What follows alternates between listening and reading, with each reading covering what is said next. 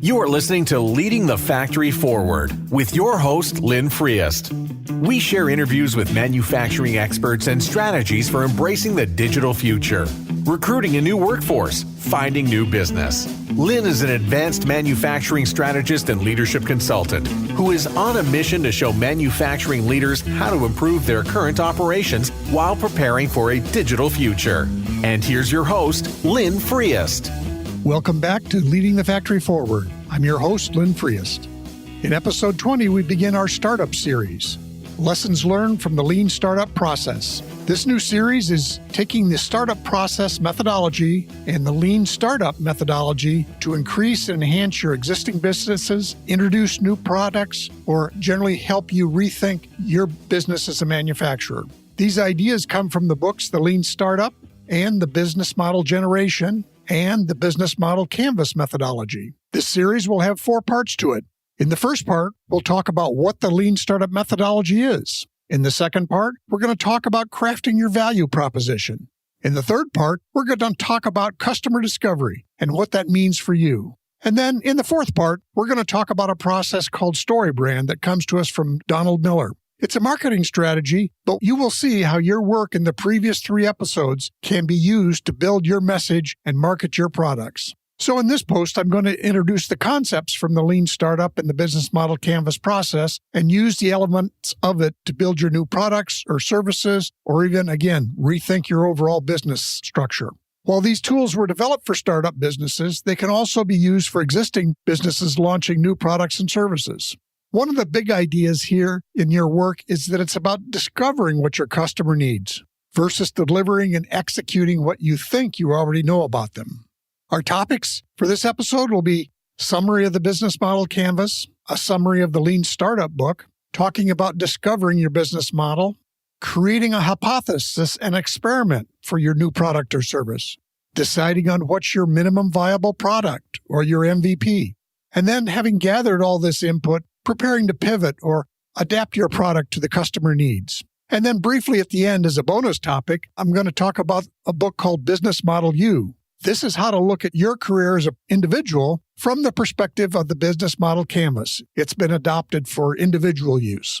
So let's get started. I'm going to start with a summary of the Business Model Canvas written by Alex Osterwalder and others. Now, because we're on a podcast and the Business Model Canvas is very visual, I'll refer you to some of the resources at the end where you can find links to the actual canvas and the books mentioned here. And they will be much better at providing that visual picture. But the Business Model Canvas basically puts on one paper the key elements of your business, what it does, how it works today, and how you want it to work in the future. And likewise, in the context of a new product or service, how these things all fit together into something that, 1, your customer wants, and 2, will pay for. So the first element is customer segments. What you do, who are the people you serve, what are the different kinds of customers you have. The second element is your value proposition. What does the customer need that you're trying to solve? And how are you trying to satisfy it for different customers? Number 3 is channels. How do you deliver your product or your service? Is it through distribution processes, literally with a product, or is it through different electronic processes if you're delivering a service? Then number 4 is customer relationships. How do you establish them? How do you gain new customers? How do you serve existing customers? How do you retain customers? Number 5 is revenue streams. What actually gets created when you deliver value? How does the money come back to you? How many different ways can you get it? Do you use distributors? Do you take direct payment? How does that work? Number 6 is key resources. What are the assets you need to actually fulfill? It could be a manufacturing site. It could be particular equipment. It could be particular ideas. Number 7 is key activities. What are literally the pieces of work that you have to do to deliver the product to your customer? And number 8 is key partnerships. In today's world, many people will be doing a variety of things for us, with us, and we will be asking them to create pieces of our product, deliver parts of our service. So what are the partnerships you need? And then number 9, the last item, is cost structure. What is the cost of doing our business? And obviously, we have to make that match up to what's the kind of revenue we'll get from delivering our product or service. So that's just a really quick overview of the business model canvas and the accompanying book, The Business Model Generation. But it's a whole idea of how do you get a picture of what you're trying to do and what you need to do. Next up, here's a quick summary of The Lean Startup by Eric Ries. And from the Amazon notes for the book, he says, rather than wasting time creating elaborate business plans, the Lean Startup offers entrepreneurs in companies of all sizes a way to test their vision continuously to adapt and adjust before it's too late. So those are key ideas that come from the book, and I refer you to the book for obviously more information about those. And we'll just capture a couple of the ideas to begin with. Creating a hypothesis. It's a starting point for the whole Lean Startup book and methodology. And it comes from the idea that you don't know exactly what your customer wants until you ask them. You have an idea, you have a hypothesis, so you really need to think about what are you trying to test? What's the question? So for example, as a manufacturer, does my new product fit between other products? Does it offer something new that other products don't offer? Is it customized for a particular use? So just some of the ideas of how do you go about, how does my customer use this product? So those are the things, and we'll talk about this more in later episodes, but that gives you a start. Every one of us who has invented or thought of new idea thinks we really know what the value is going to be for the customer, but we don't. We have to ask. So just remember that at this point, what you have is not necessarily even a product, but it's really just a hypothesis. So the next step is experiment. So how are you going to create experiments? Are you going to try out different elements of your product? Are you going to ask customers what they need? And again, we're going to get into this more in depth in the third episode of this series. How are you going to measure results? In other words, once you ask questions and you get answers, how do you compile all that information? What are the metrics? Are they qualitative or quantitative? How are you going to know that 7 out of 10 people like this feature, but only 3 out of 10 people like that feature? So those are the things you're going to try to measure as we go along. The next thing is, what's your minimum viable product?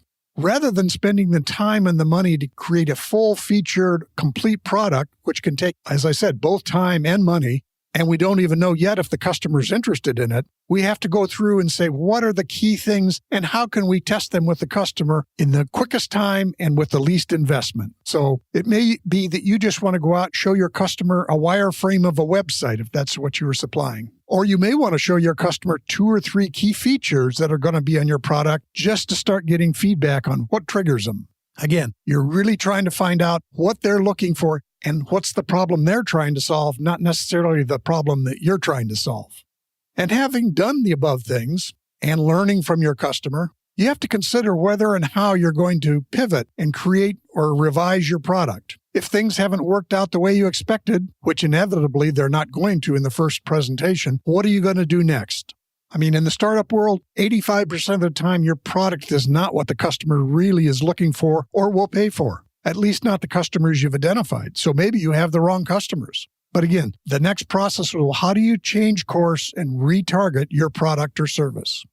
So in summary, here are 6 things you need to consider when reviewing your new product idea. Who are your customers? What's your value proposition? What is your hypothesis and how are you going to test it? Not just what's your product, but what's your hypothesis? How are you going to go out and discover what the customer really wants? How are you going to connect with the customer? So what's your minimum viable product? And how are you going to present that and test that with customers? And then finally, how do you plan to pivot, given that the product may need to be tweaked before it's presented to the customer as a final offer?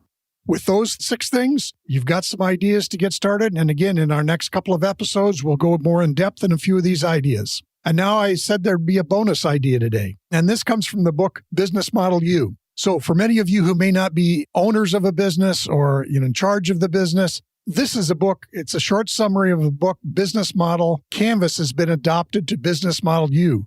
How do you take and translate a business model into a personal career model, you might say? So with those same elements, instead of customer segments, you think about who you help in whatever role you're in the business. Instead of value proposition, how you help. How do I add value to my business in my existing career or future career? Channels. How do people know you and how do you deliver knowledge and value to them? In terms of customer relationships, how do you react with people in your organization or other organizations or potential employers? Revenue streams, what you get. How are you going to get paid? There may be different kinds of employment you look at. How will you get paid when you try those out? Instead of key resources, we think about who you are and what you have. What are your internal abilities, knowledge, skills, talents, those kinds of things. And for key activities, what do you actually do? Okay, what's the actual activity you will do to provide value to a future employee or your existing employer? With key partnerships, who helps you? All of us need networks. So who's the network of people that help you grow and deliver value? And then finally, cost structure, what you give. What do you need in your life? If you need $10,000 a month and your service currently only will pay you $8,000 a month, you got a gap there. So the whole idea is you have to understand what your personal cost structure is. So that, again, is just a quick summary. I'll refer you to the book for more detailed explanation, but I think it's a very useful thing for people in career planning as well as anything else in life. And I'll also say that because of the success of the Business Model Canvas program, they also have adapted things for nonprofits and for government entities where it's really a mission that those things fulfill and not necessarily products or services. So to kind of wrap up this episode of the Lean Startup and the Business Model Canvas, refer you to the show notes that'll have resources. And again, since this is really a visual type activity, have a much richer description for you. So I challenge you to take a look in the next week at the Business Model Canvas, an example, and there are actually, you'll find out in the internet examples that are filled out, and maybe try out one or two of the ideas during the next week. If you're looking at a new product or a service, or just kind of thinking about how your business is organized, just kind of think about those things. So our next episode will be about exploring and deciding on your value proposition. Thanks again.